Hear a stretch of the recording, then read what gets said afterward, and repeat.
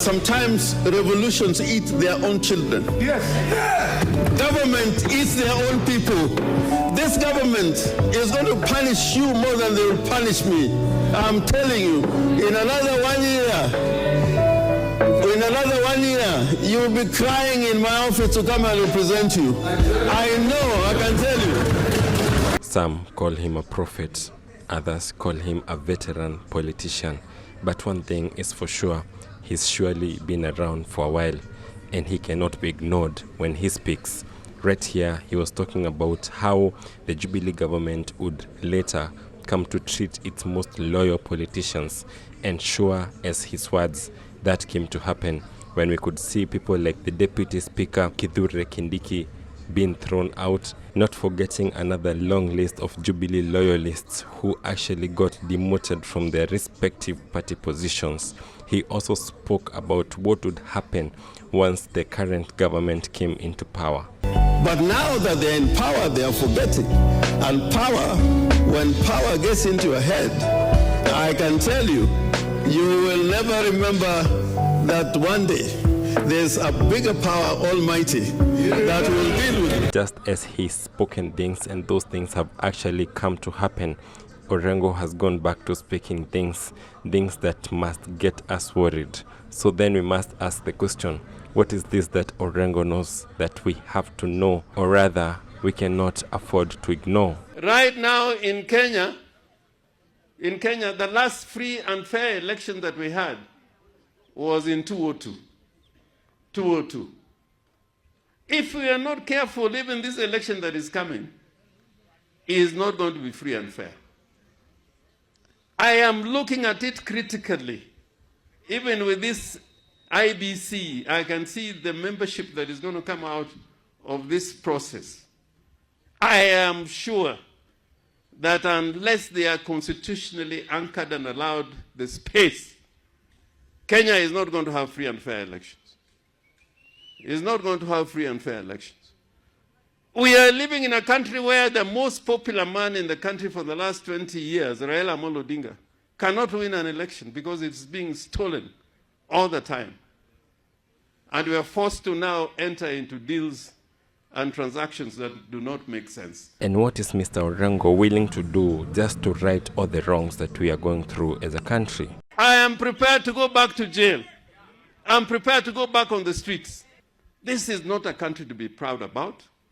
This is a country where now the young people, the Gen Zs, you have to come out, and we are prepared to join you. And until we are prepared to fight for the Constitution and not for the little things we are given, unless we are prepared to fight for what is in the Constitution for us as a matter of right, Kenya is going to lose direction. I am asking the Kenyan people that we should be like other democracies where people fight for their rights and what belongs to them. That is how we can take Kenya forward. Not by this silly politics we are being engaged in. In that very short clip, Mr. Orengo has been able to address 3 categories of people. He's talked to the thief who is trying to steal the election, that is the 2027 election. We don't need to mention his name. By this time, I'm sure all Kenyans know who is very much actively trying to do everything in their power to steal this election. He will remain unnamed. He's also spoken about the greedy people who are actually every time shortchanged, where maybe someone wins an election, but instead of being declared the winner, they lose, and they also are invited into the government to take some deals that do not make sense, in the words of Mr. Orengo. That one is Raila. He's talking to Raila. And lastly, he's talked to us, the Kenyan people, how the decision to have a free and fair election ultimately rests upon the people of this country. We are the people who can decide that we are going to follow the Constitution, that we are going to fight for this Constitution, that we are going to make sure that everyone in this country, regardless of whether they are leaders or citizens, they are going to do that which is right, that which is written in stone, that role rests with Kenyans. It's only us who can be able to fight for this. And he's come out and told us to come out guns blazing and fight for that which belongs to us. Because if we do not, then our country can very much easily go to the dogs. And he has promised to join us in that war. He said that he's willing to even go to jail for that cause. Question is, can we believe him? Orengo is someone I respect a lot. He's one of the few people who have fought for democracy in this country. So I respect him. And if he has a stand, let us respect his stand. I William Utino Mahada, I support of the idea of Honorable Chambe. Play with Chambe, play with Orengo, you see fire. We cannot accept that. We cannot. We have to protect our governor because our governor is working. Why not? Orengo tiyo nyakawamie luo. I guess it is safe to say that Orengo has built himself a very good reputation, and that the people from his background, or the people that really believe in him, they know what he's about. But of late, he's been getting a lot of backlash. He's been getting a lot of hater talk from the people.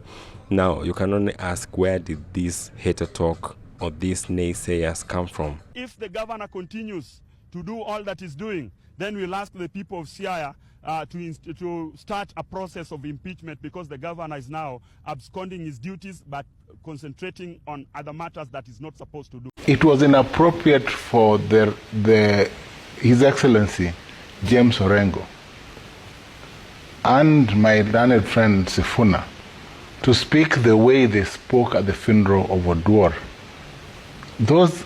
You do not speak to the president like that when he visits and is attending a funeral. I want to tell Governor Orengo that Lubos were not created to stay in opposition.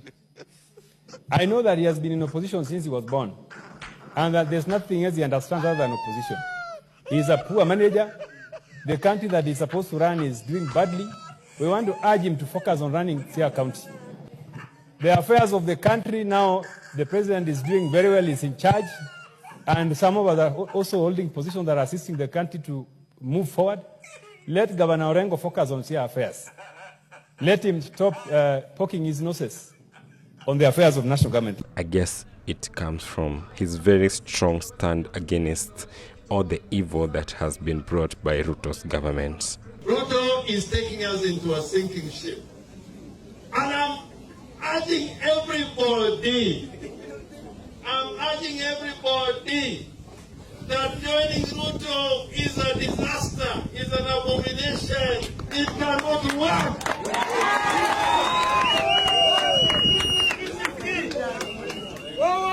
And nobody is going to tell us. Then when you are saying Ruto must go, when we